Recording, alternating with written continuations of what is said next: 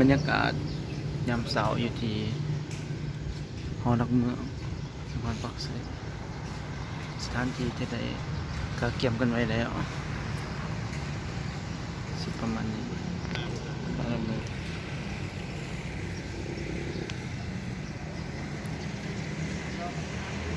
นกใหญ่หางสวยงามหลาย very beautiful อีกมากดอกไม้ใส่เด้อจังงามเด้อกุหลาบแล้วใส่ดอกไงคนนี้เป็นตะเบิงไหลกุหลาบที่ป้าดอกไงก็น้อยเอียงกันแดงได้เดี๋ยวเลยเป็นตะเบิงใช่ที่ไหนไม่เอา สถานที่อยู่ในเต็นท์ด้านหน้าวัด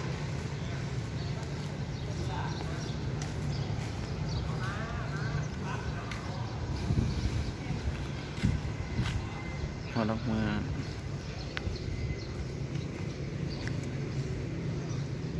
หอนักเมือง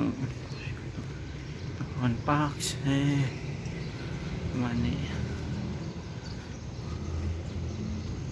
พาไปเบิ่งรอบๆ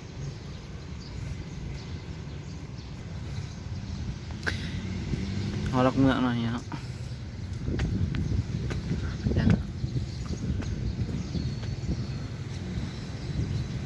ทางขึ้น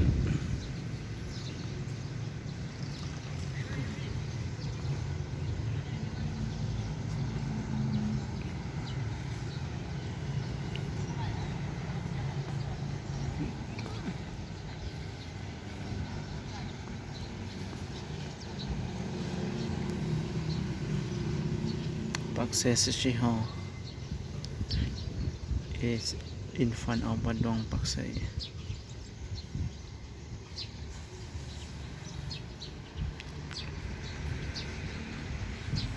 ก็ลงมา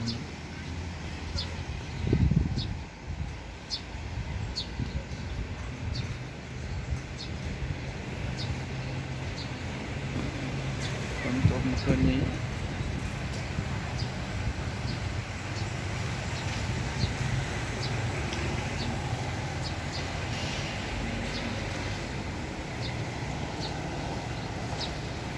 เดี๋ยวลง